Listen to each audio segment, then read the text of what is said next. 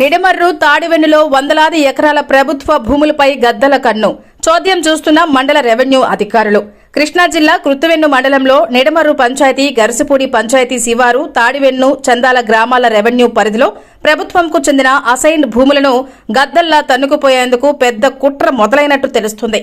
అత్యంత విశ్వసనీయ సమాచారం ప్రకారం తాడివెన్ను రెవెన్యూ పరిధిలో సర్వే నంబర్ 44లో 1047 ఎకరాల ప్రభుత్వం భూమి ఉంది.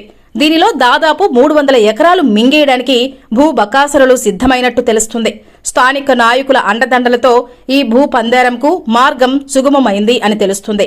స్థానిక రెవెన్యూ అధికారులు గాని, మండల రెవెన్యూ అధికారులు గాని నెల రోజులుగా పాటు పోటు నీరు వచ్చే భూములని, చేపల చెరువుల తవ్వకాలకు అనుకూలంగా నీళ్లు ఎండగడుతున్నా కిమ్మనుకుపోవడం పలు అనుమానాలకు తావిస్తుంది.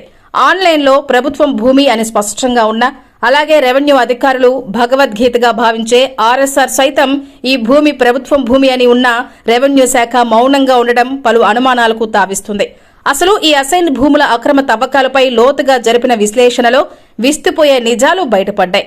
50 మరియు 60 సంవత్సరాలకు పూర్వం ఛత్రపతి శివాజీ మహారాజ్ జమీందార్లు అనే పేరుతో భీమవరం, నరసాపురం నుంచి వచ్చిన పలువురు వలసదారులు ప్రభుత్వం భూములు చందాల కింద పంచుకోవడానికి తాత్కాలిక నివాసాలతో ఏర్పాటైన గ్రామమే పేద చందాల, చిన్న చందాల అనే ఊర్లుగా రూపాంతరం చెందింది అని, తర్వాత కాలంలో ఈ శివాజీ జమీందారులుగా పొందిన భూములు ఈ వలసదారులు అమ్మేసుకుని తమ ప్రాంతాలకు వెళ్లిపోయారని, ఇప్పుడు వారు గాని వారి వారసులు గాని ఎవరూ లేరని, అప్పట్లో తక్కువ ధరలకు ఈ భూములు పొంది ఇప్పుడు బడా భూస్వామికి గంపగుత్తుగా లీజుకు ఇచ్చామనే పేరు మీద సొమ్ములు చేసుకుంటున్నారని, కానీ వీళ్ళెవరూ కూడా ప్రభుత్వంకు శిస్తులు చెల్లించలేదనే విషయం వెలుగులోకి వస్తుంది. ఈ అనధికార ప్రభుత్వం భూముల అడ్డగోలు తవ్వకాలపై ఆర్డీఓ స్వాతి మేడంను టీవీ 27 న్యూస్ ప్రతినిధి వివరణ కోరగా వెంటనే విచారణ జరిపి వాస్తవాలు తెలుసుకుంటామని, ఒకవేళ ప్రభుత్వం భూములు తవ్వకాలు జరిగితే వెంటనే నిలుపుదల చేసి సంబంధిత అధికారులపై శాఖపరమైన చర్యలు తీసుకుని మిషన్లు సీజ్ చేస్తామని తెలిపారు. చూద్దాం, ఈ కథనం తర్వాత అయినా రెవెన్యూ శాఖలో చలనం వస్తుందా?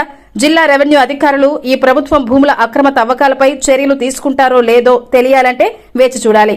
మరిన్ని వివరాలతో మరో కథనం అతి త్వరలో మీ టీవీ 27 న్యూస్ లో.